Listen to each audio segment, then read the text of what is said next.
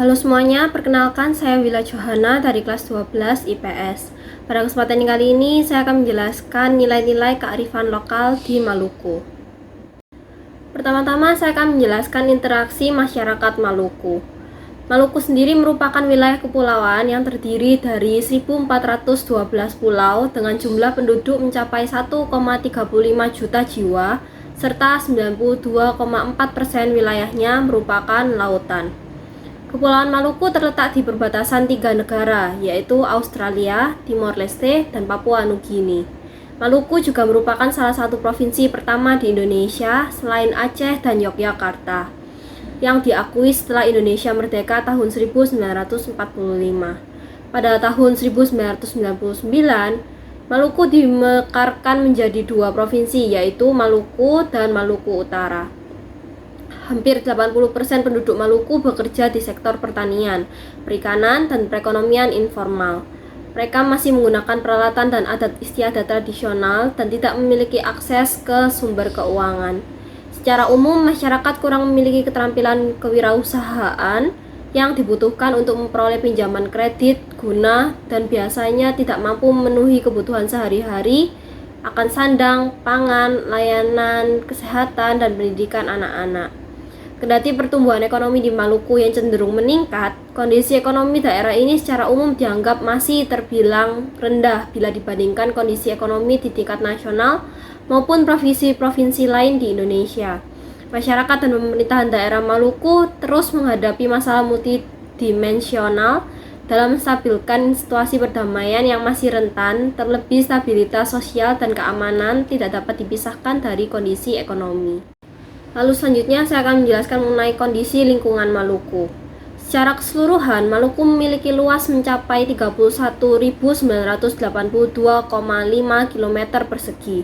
Dari luas tersebut, perairan menjadi wilayah yang mendominasi, yakni mencapai 76,28%. Batas daratan Pulau Maluku dengan Lautan Seram di bagian utara, Pulau Sulawesi di bagian barat, Pulau Papua di bagian timur, serta Timor Leste dan Laut Arafuru di bagian selatan.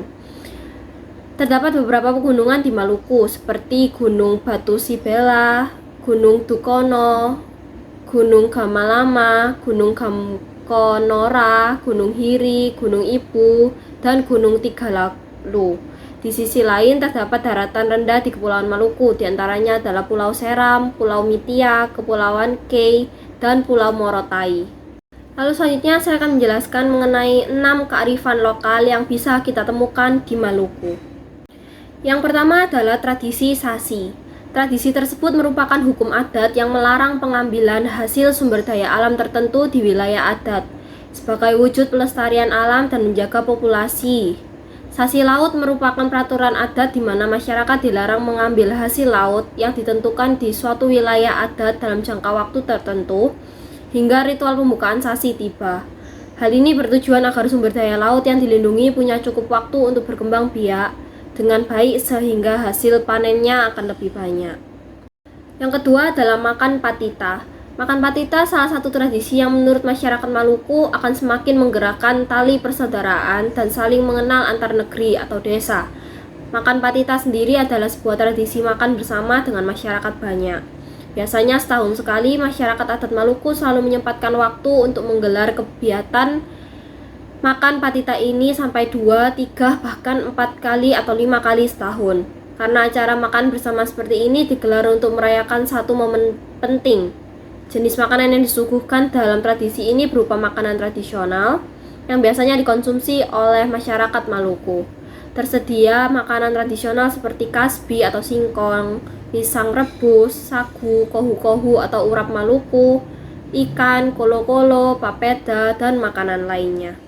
Selanjutnya adalah tradisi masa kehamilan suku Naulu. Tradisi masyarakat suku Naulu lainnya adalah mengasingkan wanita hamil dan wanita yang sedang datang bulan. Tradisi ini memang berlaku pada masyarakat Naulu yang mendiami wilayah pedalaman Pulau Seram Maluku. Wanita-wanita ini akan diasingkan di gubuk-gubuk yang telah disediakan dan dibuat secara khusus. Yang keempat adalah tradisi obor Patimura. Patimura adalah pahlawan nasional yang berasal dari Maluku.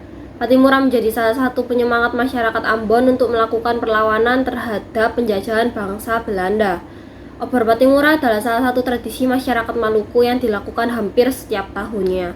Tradisi ini dimulai dari Pulau Saparua menyeberangi lautan Pulau Ambon, lalu diarak sepanjang 25 km menuju kota Ambon. Tradisi obor Patimura diawali dengan pembakaran obor secara alami di puncak Gunung Saniri di Pulau Saparua. Gunung Saniri merupakan salah satu situs sejarah perjuangan dari pahlawan Patimura. Tempat ini juga menjadi awal mula perjuangan masyarakat Maluku melawan penjajah Belanda pada tahun 1817. Berdasarkan sejarah, Gunung Saniri adalah tempat di mana para latupati atau para raja bersama melakukan rapat Saniri guna mengatur strategi perang ke benteng Dutstede. Lalu yang kelima adalah tradisi Pela Gandong. Tradisi Pela Gandong adalah salah satu tradisi yang hingga saat ini masih sering dilakukan oleh masyarakat Maluku. Tradisi ini masih sering dilakukan hingga kini karena dirasa memiliki nilai-nilai pemersatu yang tinggi. Pela Gandong adalah salah satu tradisi perjanjian persaudaraan antar satu negeri dengan negeri lainnya. Tradisi pela seperti ini biasanya terjadi karena suatu peristiwa yang melibatkan beberapa desa untuk saling membantu.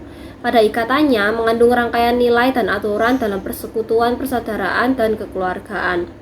Dalam hubungan persaudaraan ini mengharuskan negeri-negeri yang berpela untuk saling membantu dalam keadaan genting, baik karena perang ataupun bencana alam. Dan yang terakhir adalah tradisi cuci negeri. Tradisi cuci negeri bagi masyarakat Ambon adalah satu tradisi yang memiliki nilai kesakralan yang cukup tinggi. Mayoritas masyarakat Ambon menyebut desa sebagai sebutan negeri. Tradisi ini dianggap salah satu tradisi yang mengandung makna penghormatan kepada nenek moyang. Tradisi cuci negeri ini disimbolkan dengan pembersihan tempat-tempat yang dianggap sebagai tempat yang memiliki nilai kesakralan sejak zaman nenek moyang. Tradisi ini memang sudah dilaksanakan sejak turun-temurun sejak zaman nenek moyang hingga saat ini. Demikian yang dapat saya jelaskan mengenai nilai-nilai kearifan lokal yang ada di Maluku.